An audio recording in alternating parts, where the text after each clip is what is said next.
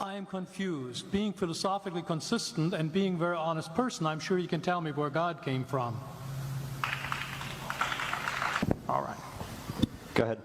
All right, your question, where did God come from, assumes that you're thinking of the wrong, obviously it displays that you're thinking of the wrong God, because the God of the Bible is not affected by time, space, or matter. If he's affected by time, space, or matter, he's not God. Time, space, and matter is what we call a continuum. All of them have to come into existence at the same instant, because if there were matter but no space, where would you put it? If there were matter and space but no time, when would you put it?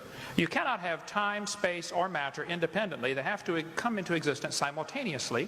The Bible answers that in 10 words. In the beginning, there's time. God created the heaven, there's space, and the earth, there's matter. So you have time, space, matter, created a trinity of trinities there. Just, time is past, present, future. Space has length, width, height. Matter has solid, liquid, gas. You have a trinity of trinities created instantaneously, and the God who created them has to be outside of them.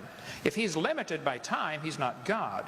The guy who created this computer is not in the computer. He's not running around in there changing the numbers on the screen, okay? The God who created this universe is outside of the universe. He's above it, beyond it, in it, through it. He's unaffected by it.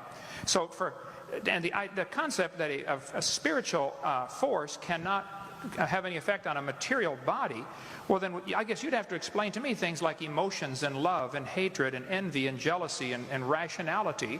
I mean, if your brain is just a random collection of chemicals that formed by chance over billions of years, how on earth can you trust your own reasoning processes and the thoughts that you think? Okay, so your question, where did God come from, is assuming a limited God. And that's your problem. The God that I worship is not limited by time, space, or matter.